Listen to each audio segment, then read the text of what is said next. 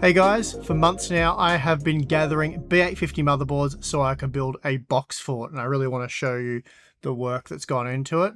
So yeah, do you guys like my box fort?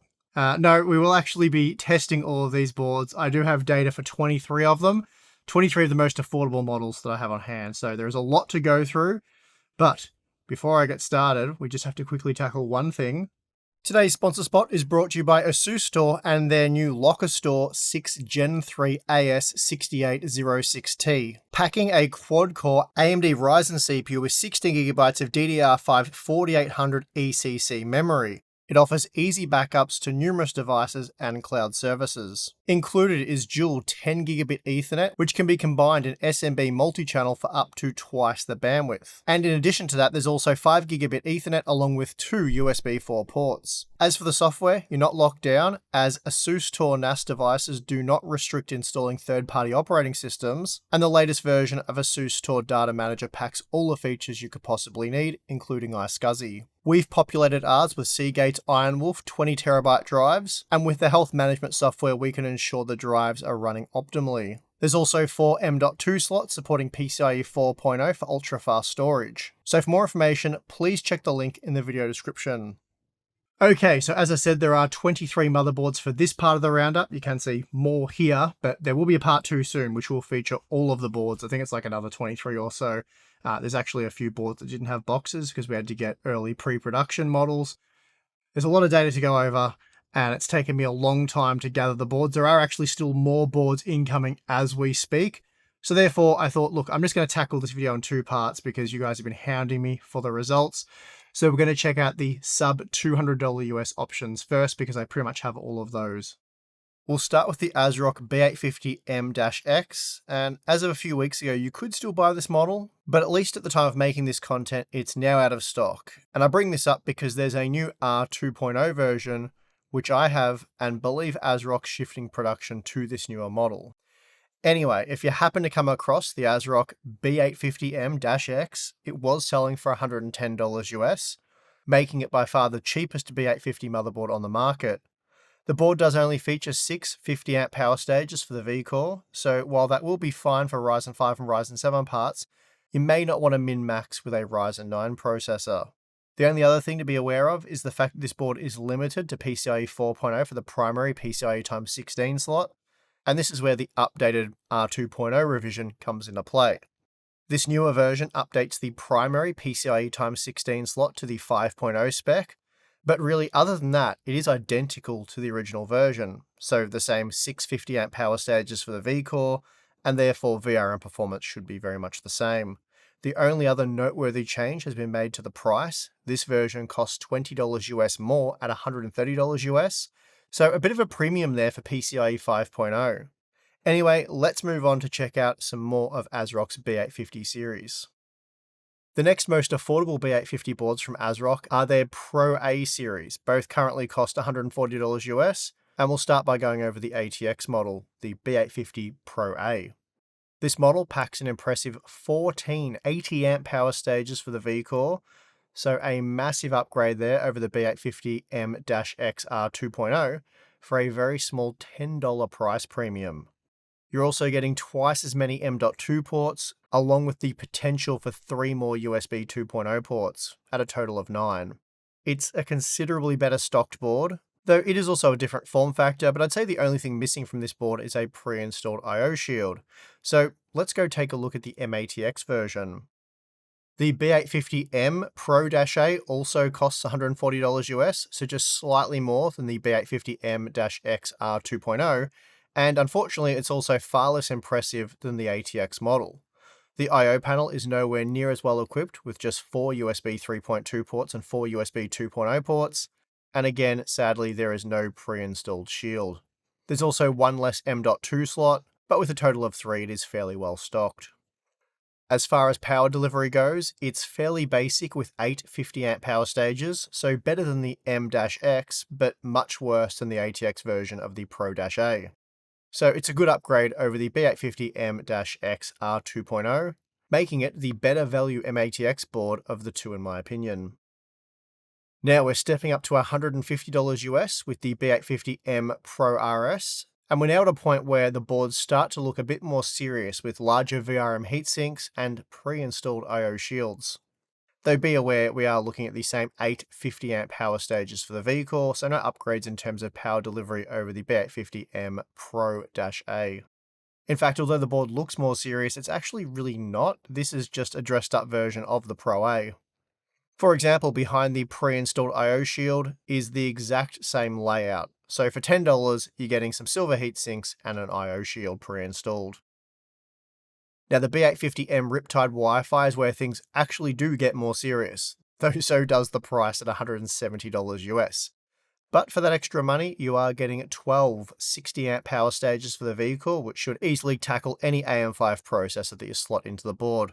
It also comes with Wi-Fi 7 as standard. On top of that, there are a few small design changes. For example, there are now 2 M.2 heatsinks instead of just one. The primary PCIe x16 slot has a larger release mechanism, and the primary VRM heatsink is a little bit larger. So a solid board overall that should perform well.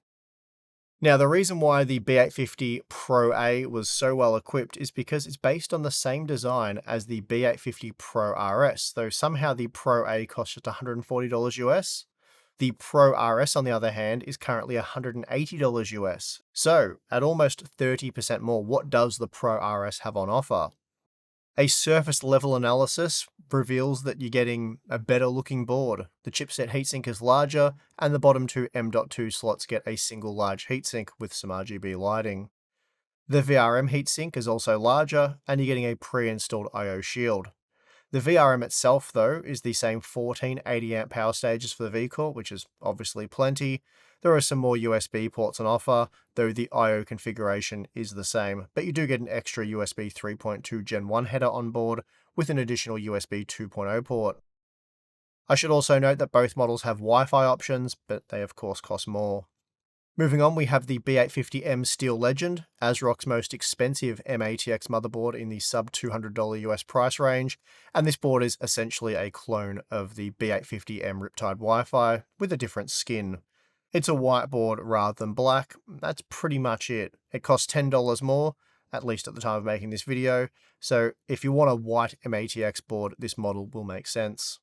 So to quickly recap, you're getting 12 60-amp power stages for the V-Core, and it comes with Wi-Fi 7 as standard. There's 9 USB 3.2 ports and 8 USB 2.0 ports, along with 2.5 gigabit LAN, which seems to be the standard across pretty much all B850 motherboards. So that is the B850M Steel Legend in a nutshell. Stepping up to $190 US, you'll find the B850 LiveMixer Wi-Fi, which doesn't feature the crazy colors of past LiveMixer boards, which I think is a bit of a shame.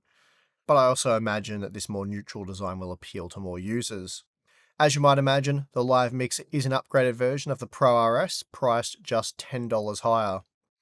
For that additional cost, you're getting Wi-Fi 7 and an additional PCIe x16 slot, but as a result, one of the M.2 slots has been deleted, leaving the LiveMixer with 3 M.2s in total, and the primary M.2 now features a toolless design. There's also an additional 2 USB 2.0 ports on the I/O panel, though one less USB 3.2 Type-C port, but the same amount of USB 3.2 ports overall. I think for the extra $10, the LiveMixer is well worth the upgrade, especially if you require Wi-Fi support. Now, if you want a mini ITX B850 motherboard and you wish to spend $200 US or less, there's but just one choice, and that choice is Asrock's B850i Lightning Wi-Fi. The competitors' boards, such as the MSI B850i Edge TI Wi-Fi or Gigabyte B850i Aorus Pro, they both cost over $250 US, so that's quite a bit more. Anyway, the B850i Lightning Wi-Fi includes a single PCIe 5.0x16 slot, 2 DIMM slots, 2 M.2 slots, the primary of which is 5.0 compliant, 2 SATA ports, 7 USB 3.2 ports, and 6 USB 2.0 ports, along with Wi-Fi 6E and 2.5 gigabit LAN. So it has all the essentials really, and again at $200, it's by far the cheapest mini ITX B850 motherboard. Also at $200, we find the B850 Riptide Wi-Fi, which is an ever so slightly upgraded version of the B850 Pro RS, making it similar to the LiveMixer. For $20 more than the Pro RS, the Riptide Wi-Fi comes with, you guessed it, Wi-Fi. Wi-Fi 7 in fact. And you're also getting an extra USB 3.2 port on the I/O panel, but really that's about it. So it's probably worth it if you want the Wi-Fi support, but if not, I recommend the Pro RS model. Now, the cheapest Asus B850 motherboard that I could get my hands on is the Prime B850M-K, and although Asus is mass-producing this model, they somehow couldn't get me one, as they weren't sampling Prime B850 motherboards at all. Their excuse being that they aren't selling them in Australia or the US, though I fully expect them to appear in both markets at some point. Also, I can buy the B850M-K directly from the Asus store on the Amazon Australia website for $280 Australian. That's direct from the official Asus store. So I think it's pretty dodgy that Asus didn't want to provide their Prime series for evaluation and comparison with competing products, but of course that didn't stop us from getting them. I spent well over $1,000 on entry-level Asus B850 motherboards to make this content, so it stings a little bit. I'm glad I was able to get them. So the B850M-K, what does it have for us? In terms of power delivery, not much. Asus claims an 8-phase V-core, but it looks like a 4-phase with doubled up components using Vishay A12B and A14B discrete MOSFETs, so pretty much the bare minimum I'd say.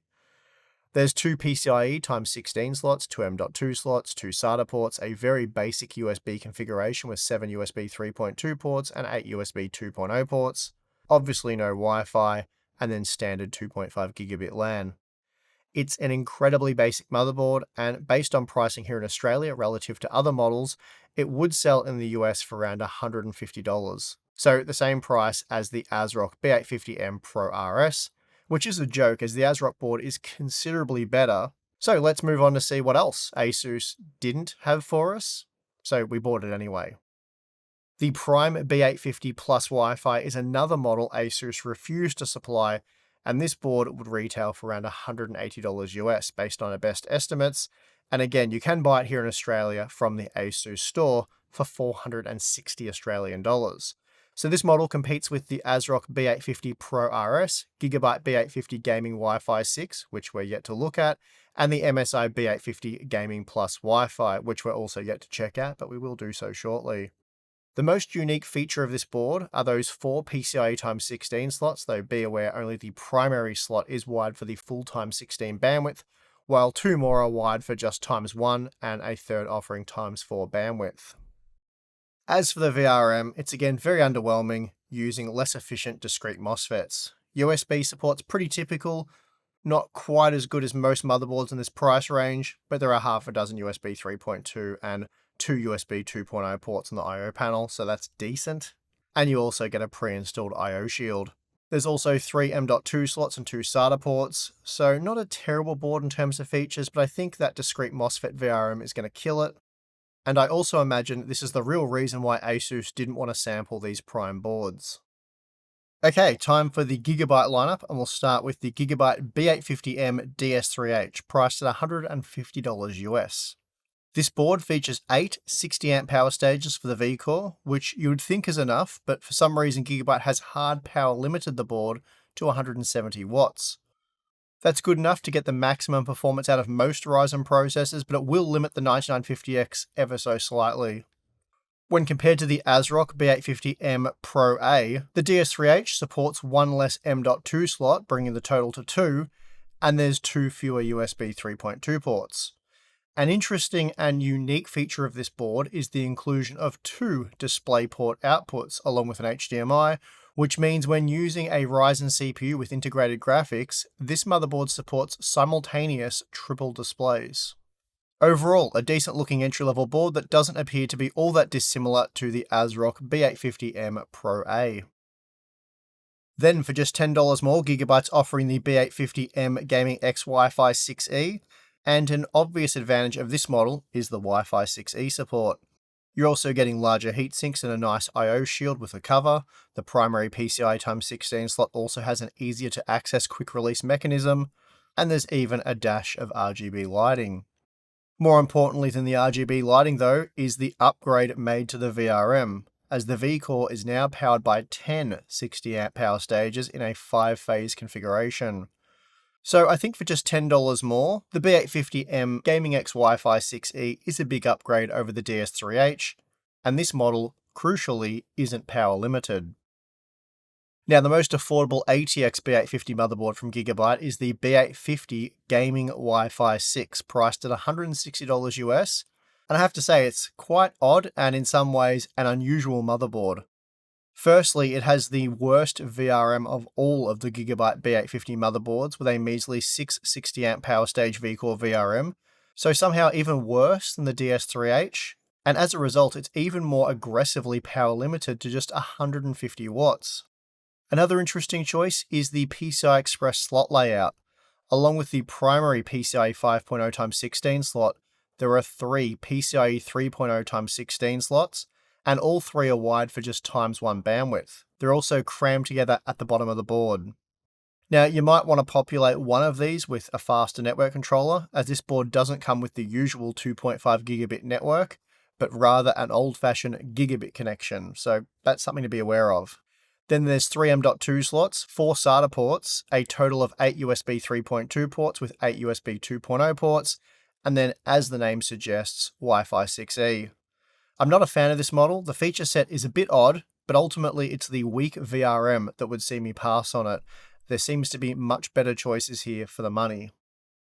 For example, for just $5 more, there's the B850 Eagle Wi-Fi 6E, which is almost a clone of the B850 Gaming Wi-Fi 6, but it does away with the VRM power limits entirely, as it has been upgraded to the same 8 60-amp power stage configuration as the DS3H, a board that is power limited. But for some reason, Gigabyte didn't feel the need to power limit the Eagle. Maybe the larger heatsinks play a key role in this decision, I'm not really sure.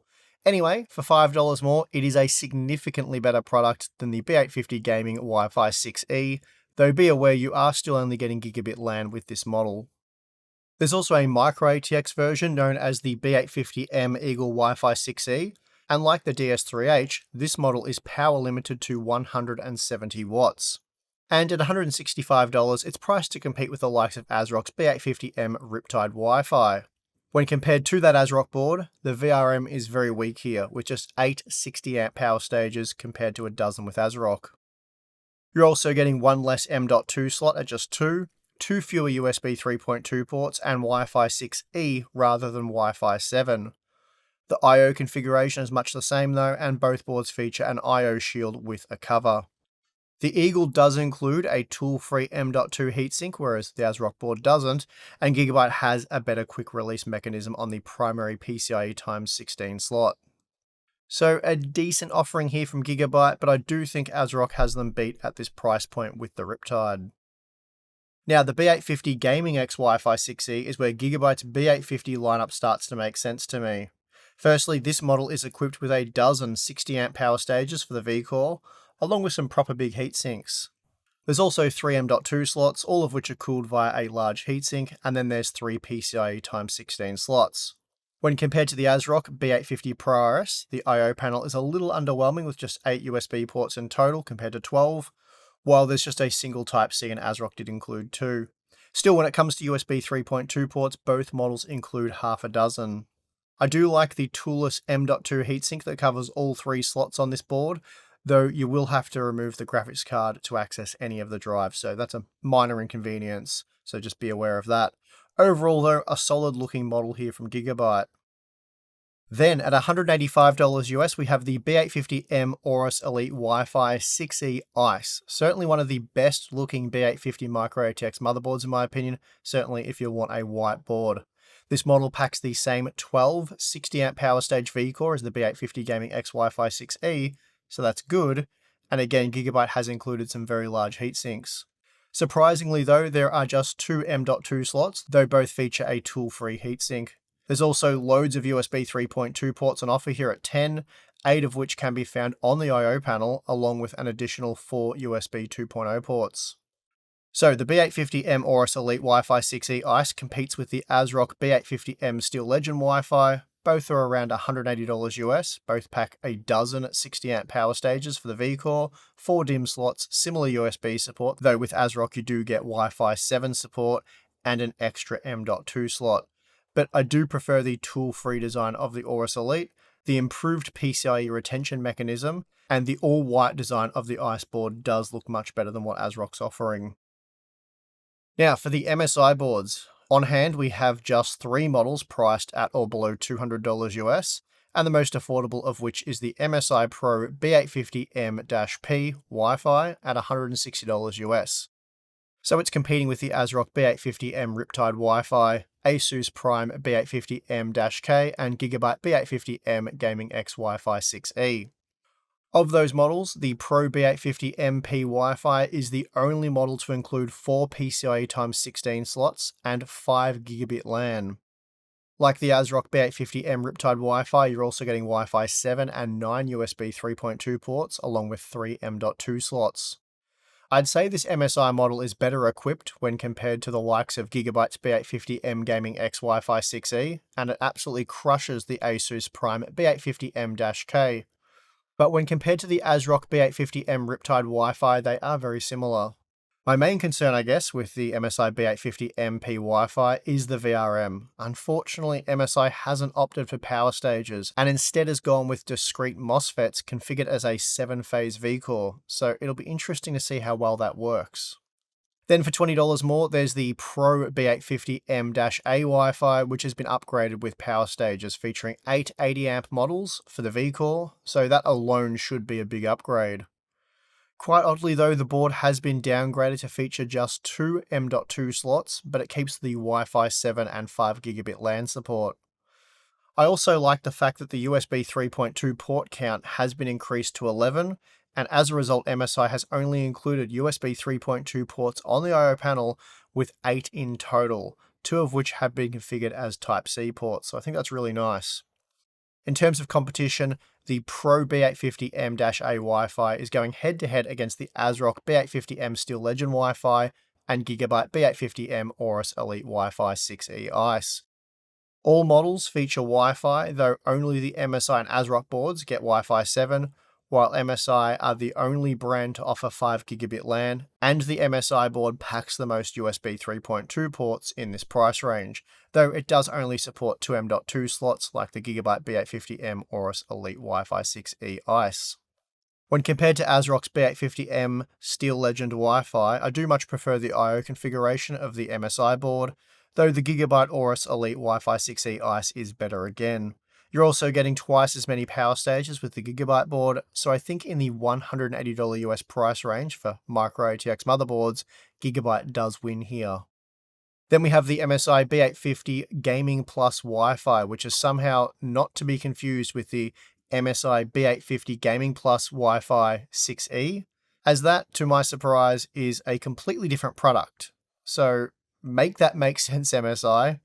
So it would seem that MSI has somehow completely run out of names for their B850 motherboards, and therefore had to give 2 completely different products virtually identical names, which, that's not confusing at all.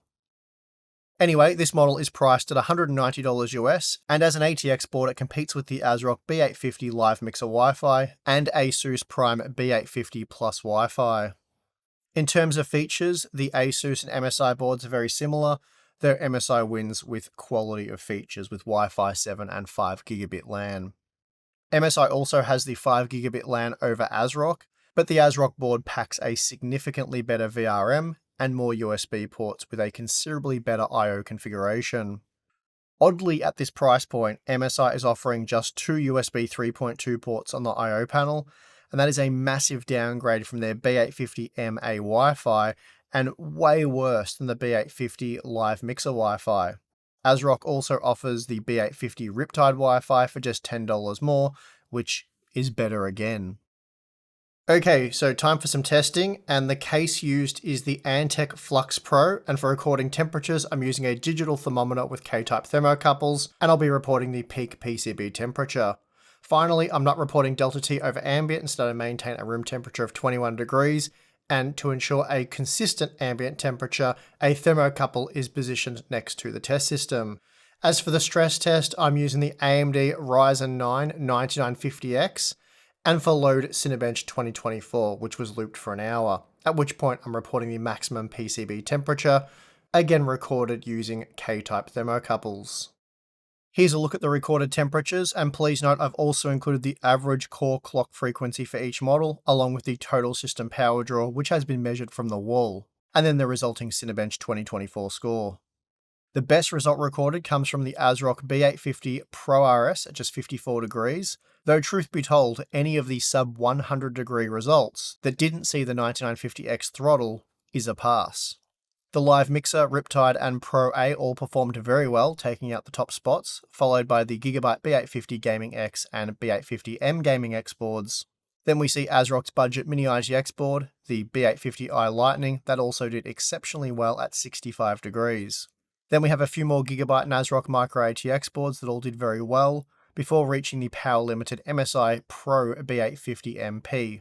The MSI board ran quite cool at 76 degrees, but only saw an average clock frequency of 4.4 GHz, which did reduce the Cinebench score. The good news is the 140 watt power limit of the Pro B850M-P isn't hard locked, so you can manually remove it, but the bad news is doing so with a 9950X will see the board's VRM run at 121 degrees under load, which is a dangerous temperature for sustained use, and this will of course be why MSI has opted for a 140 watt limit on this board, rather than the 200 watts that we're pushing here. The MSI Pro B850M-A was a lot better, no power limits for this model, and it was able to handle the 9950X with ease, peaking at just 77 degrees, which was the same result we saw from the Asrock B850M Pro RS. Then we have the Gigabyte B850M DS3H, another power limited board, and in this example the power limits are fixed and therefore cannot be altered. The 170 watt limit is reasonable enough though, and it doesn't heavily limit performance, but at $150 US there are better options such as the Asrock B850M Pro RS, which also ran at 77 degrees but sustained a higher clock frequency as it's not power limited. Then we find the MSI B850 Gaming Plus, which ran 5 degrees hotter than the Pro B850M-A because it uses less efficient discrete MOSFETs, whereas the MA packs 60 amp power stages. So again, an odd choice here from MSI, especially for a board that costs nearly $200 US. Especially when competing boards in this price range, such as the Gigabyte B850M Aorus Elite Wi-Fi 6E Ice, ran at just 68 degrees, or just 57 degrees for the Asrock B850 LiveMixer Wi-Fi. The Gigabyte B850 Eagle Wi-Fi 6E also ran at over 80 degrees, hitting 83 degrees, but this model costs $165 US, so quite a bit cheaper than the MSI model. The Gigabyte B850 Gaming Wi-Fi 6 is roughly the same price as the Eagle, but this model is power limited to just 150 watts, and yet it still ran at 85 degrees, so I would absolutely avoid that model, along with the Asrock B850M-X as well as the R2.0 model. That said though, the Asrock B850M-X could be had for $110 US at one point in time, and I think for that price it was a great value pairing for a Ryzen 5 or Ryzen 7 processor. Then we have the Gigabyte B850M Eagle Wi-Fi 6E, which is another 170 watt limited board, and like all Gigabyte models that are power limited, right now you cannot adjust these limits. Anyway, running at 91 degrees while power limited is a very poor result. So if you're after a micro ATX motherboard in this price range, the Asrock B850M Riptide Wi-Fi has proven to be a much better choice. Finally, we have the bad boards, and it appears that for less than $200 US, Asus unfortunately makes only bad B850 motherboards, and this certainly demonstrates why they were unwilling to sample their Prime series. The Asus Prime B850 Plus Wi-Fi ran at 110 degrees, and the Asus Prime B850M-K nearly melted at 128 degrees. And I have to admit, I was a little concerned about letting the system run for the full hour as the board hit over 100 degrees in mere minutes. Now here's a quick look at the Cinebench scores after each board was run up to temperature during the hour-long stress test. The 140 watt power limited MSI Pro B850M-P produced the worst score, making the Gigabyte B850M Aorus Elite Ice 16% faster, but this was when using the 9950X. Performance with a Ryzen 5 or Ryzen 7 processor will be much the same across all of these boards. But the point is, if two models are available at the same price point with similar features, I would buy one model over the other if it displayed considerably better VRM performance. Now for memory validation, I tested all boards using G-Skill's DDR5-8000 CL30 kit, but all of them also worked with the newer, more aggressive CL26 kit. Then for a third memory test, I also tried G-Skill's DDR5-8000 Expo kit, and this worked on all but 4 boards. The Asrock B850M-X, Asrock B850M-X R2.0, Asus Prime B850M-K, and Asus Prime B850 Plus Wi-Fi, they all failed to post with this memory installed. As for boot times, all boards seem to be about the same, taking between 20 to 28 seconds based on an average of 3 tests.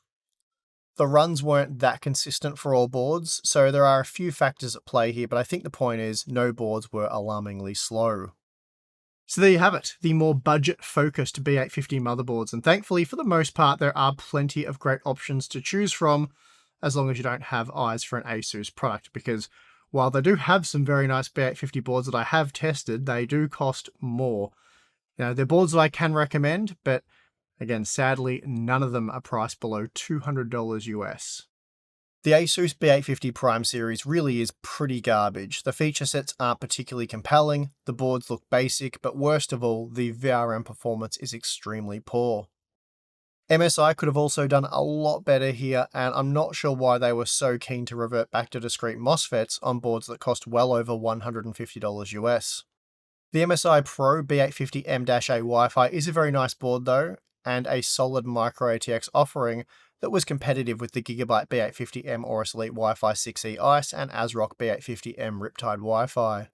I'm actually not sure which board I would go with out of these 3, as they're all excellent and very similar in terms of price and features. The Gigabyte model's the obvious choice if you're doing an all-white build, but outside of that they are very similar, and honestly I just can't pick. So I recommend all 3 of them. It'll really come down to which one you prefer the look of or has the best price in your region. As for the best value B850 motherboard, the Asrock Pro A series has to be up there. So the B850 Pro A was particularly impressive, offering exceptional VRM performance and loads of features for a $140 board. It's a little bit light on USB 3.2 ports and there's no Wi-Fi, though there is a Wi-Fi version, but right now that costs way too much at $180 US. If you're after a cheap board with Wi-Fi, the Gigabyte B850M Gaming X Wi-Fi 6E is a nice option, though for just $10 more the Asrock B850M Riptide Wi-Fi does upgrade you to Wi-Fi 7, whereas the MSI Pro B850M-A Wi-Fi is another $10 on top of that. If you're after an ATX model though, the Asrock B850 Pro A is again a great value option at $140, but if you're willing to spend a little bit more, the Asrock B850 Pro RS and Gigabyte B850 Gaming X Wi-Fi 6E are both really nice options and are equally viable depending on the features that you require. And that is going to do it for this first round of B850 motherboard testing. Make sure you subscribe for part 2 because there's more boards to test and check out. We'll have that, I want to say in the next week or 2. I will do my best. As I said, there are a few other boards, NZXT Center board. There's a new Asrock Challenger series, and MSI has a few other boards on the way as well, an M Power board, which looks pretty cool. So there's so many B850 motherboards, and they just keep coming. It's been a weird release, but apparently AMD has ended production of the B650 chipset, so B850 will take over. So these manufacturers are going to want to get these boards out, and hopefully they can do that soon. Part 2, not too far away. Anyway, I'm rambling. This has been a lot of work, and it will continue to be a lot of work, so if you appreciate that and you want to become a Hardware Unboxed member, we have the join button or Patreon. Sign up to either one of those will give you access to our Discord server, monthly live streams, Q&A stuff, and behind-the-scenes content. So check that out if you're interested. If not, perfectly fine. And of course, I would like to thank you for watching this video. This has been extremely uncomfortable and awkward, but I think the motherboard fort was cool, and Bale and I had a lot of fun setting it up. It's probably the most fun we've had with this whole project. Anyway, I'm your host, Steve. See you next time.